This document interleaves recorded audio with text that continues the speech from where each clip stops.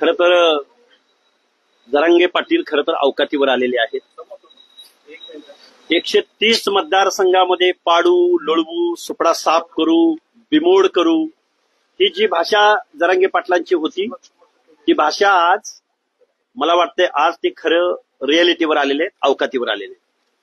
अहो जरांगे पाटील मतदानाला सामोरं जात असताना एक व्यक्ती, एक मत, एक मूल्य अशी परिस्थिती असते.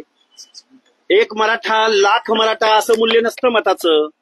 मताचं मूल्य एक व्यक्ती, एक मत, एक मूल्य असं असतं. आणि कुठे गेले ते तुमचे 135 आमदार पाडणार होता, तुम्ही लोळवणार होता, बिमोड करणार होता.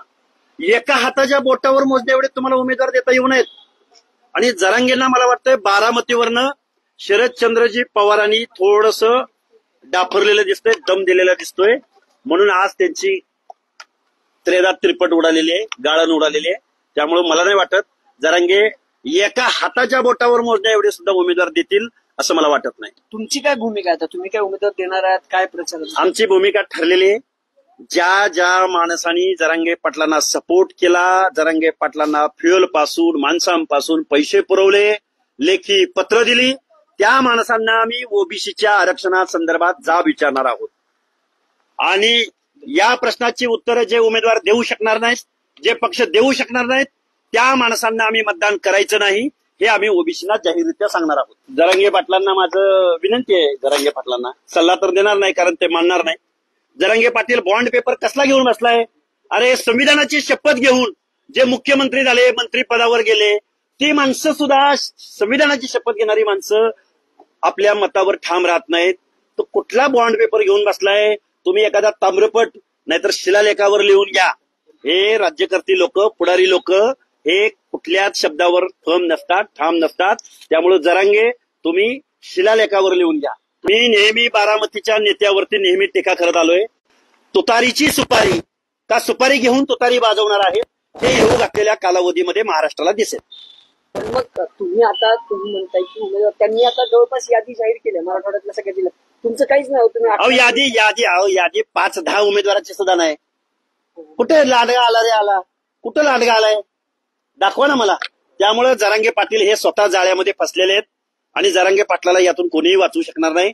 जी माणसं रात्रीची येऊन जरांगे पाटलांना भेटतात त्या विधानसभा मतदारसंघामध्ये जरांगे उमेदवार देणार नाही.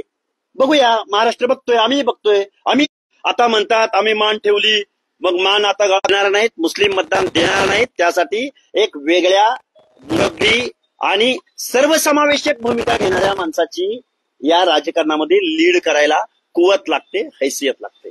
मला वाटतंय असं एका जातीच्या घोषणा देऊन एक मराठा, लाख मराठा बघून घेईल कसा येतोय बघू, ही भाषा चालत नाही जरांगे. अरे निवडणूक वेगळी, दमबाजी करणं वेगळं, झुंडशाही वेगळी आणि निवडणूक वेगळी.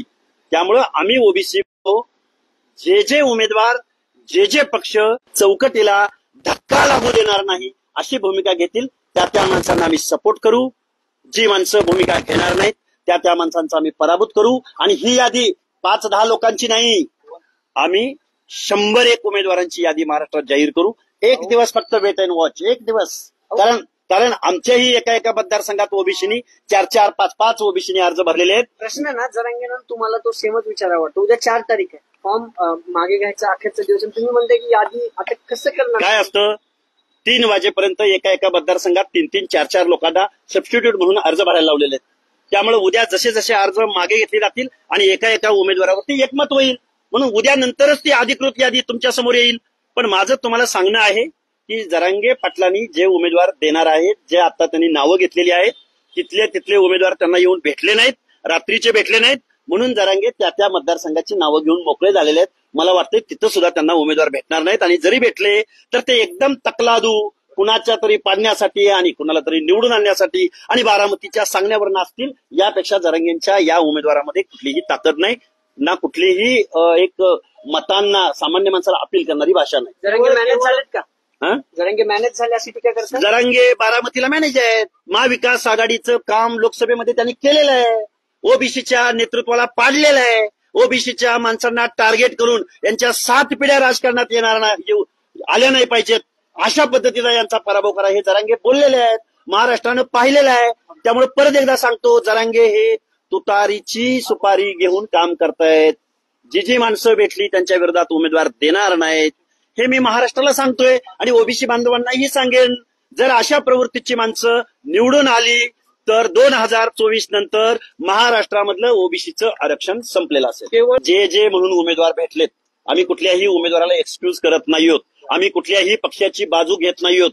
आम्ही महायुतीचा असो, महाविकास आघाडीचा असो किंवा आणि कुठल्या प्रहार वगैरे तिसरी चौथी शक्तीचा असो, ज्यांनी ओबीसीच्या बाबतीमध्ये विरोधाची भूमिका घेतली, जरांगेंना बेकायदा मागण्यांना पाठिंबा देण्याचा प्रयत्न केला, त्या माणसांना ओबीसी मतदान करणार नाही. तुमचं टार्गेट महाविकास आघाडीत दिसते ना तसं? नाही, आमचं टार्गेट महाविकास आघाडी तर आहेच, कारण महाविकास आघाडीच्या सर्वोच्च शीर्षस्थ नेत्यांनी जरांगे पाटलांना प्रमोट केलंय, पाळलंय, पोचलंय. आम्ही का करू नये त्यांच्या पक्षाला टार्गेट? तुमच्याकडे पुरावे काय? आमच्याकडे सगळे पुरावे आहेत. तुम्ही तुमच्या मीडियातनं पवार साहेब कधी भेटले, ठाकरे साहेब कसे भेटले, रोहित पवारांची सोशल मीडियाची टीम काय, अरे महाराष्ट्र बघतोय. सगळेच म्हणतोय मी, कुणाचं नाव घेत नाही असं नाही. शिंदेचं नाव नाही. त्यांचे नेते गेलेले आहेत, भुमरे साहेब वगैरे त्यांना वेळोवेळी जाऊन भेटलेले आहेत. आमच्या ओबीसी बांधवांची एकच भूमिका आहे, ओबीसी शोषित आहे, वंचित आहे. ओबीसीनी कधी कुठल्या जातीला टार्गेट केलं नाही, ना ओबीसीच्या नेत्यांनी कुठल्या अट्रॉसिटी कायद्याच्या विरोधात वगैरे भाषा बोललेली आहे, ना कधी मुस्लिमांच्या विरोधामध्ये ओबीसीनी दंगली केलेल्या आहेत. ज्या लोकांनी दंगली केल्या, ज्या लोकांनी अट्रॉसिटी कायद्याला विरोध केला, तीच लोक म्हणतायत की आता दलित, मुस्लिम, मराठा एक आहेत. अरे एवढे दुधखुळे आहेत का लोक? ओबीसी मध्ये मुस्लिमांमधला 70% प्रवर्ग हा ओबीसी मध्ये येतो.